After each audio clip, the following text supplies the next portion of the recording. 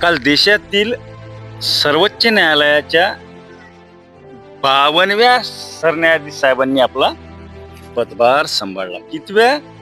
52व्या सरन्यायाधीश साहेबांनी आपला पदभार स्वीकारला. तर मला एक साधा प्रश्न पडला. आता प्रश्न असा आहे, म्हणतात की या देशात लोकसंख्येच्या तुलनेत 52% ओबीसी आहे. किती? 52%.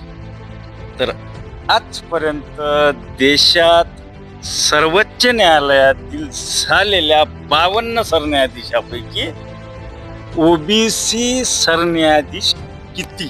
नाही, नगण्यच ना.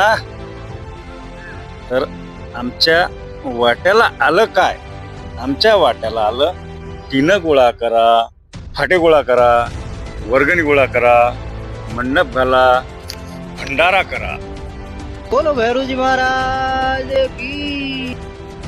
मित्रांनो, आम्ही सतत ऐकत आलो की या देशात लोकसंख्येच्या तुलनेत ओबीसी या 52% आहे. ओबीसी म्हणजे अदर बॅकवर्ड क्लास, इतर मागासवर्गीय. राजकारणी लोकांच्या भाषेत सांगायचं झालं पिछडा वर्ग. आता मला सांगा, ज्या देशात अर्ध्याच्या वर म्हणजे आज 70 कोटी पार ओबीसी समाज, ओबीसी लोक आहेत, 18 वगैरे. तर का न्याय व्यवस्थेतनी ते एवढे नगण्य का?